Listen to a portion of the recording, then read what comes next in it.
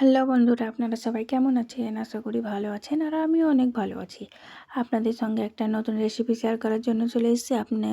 আপনারা পুরো ভিডিওটা দেখতে থাকুন, খুব ভালো লাগবে আপনাদেরকে। দেখুন, আমি পেঁয়াজগুলি রান্না করব আলু দিয়ে, তার জন্য ভালো করে কেটে নিয়েছি।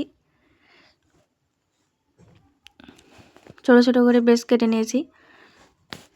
দেখুন, তেলে দিয়ে দিয়েছি পেঁয়াজটা, তারপরে দিয়ে দিলাম পেঁয়াজকলিটার আলুটা ধুয়ে রেখেছিলাম।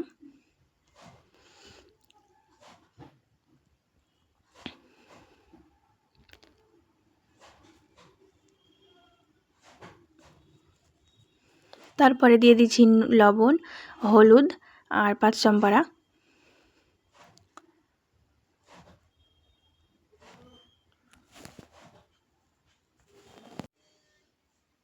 ভিডিওটা যদি ভালো লেগে থাকে সবাই লাইক, কমেন্ট, শেয়ার করবেন আর অবশ্যই সাবস্ক্রাইব করবেন। প্লিজ সাবস্ক্রাইব করবেন। আর আপনারা বাড়িতে এরকম করে রান্না করে দেখতে পারেন, অবশ্যই খেতে অনেকটা সুন্দর হয়। রুটির সঙ্গে তো ভালো লাগে, আর গরম ভাতের সঙ্গেও অনেক মজা লাগে খেতে। ছোটো বাচ্চারাও খেতে চায় এভাবে যদি রান্না করে দেওয়া হয়। দেখুন, আমার ভাজা হয়ে গেছে, কতটা সুন্দর হয়েছে।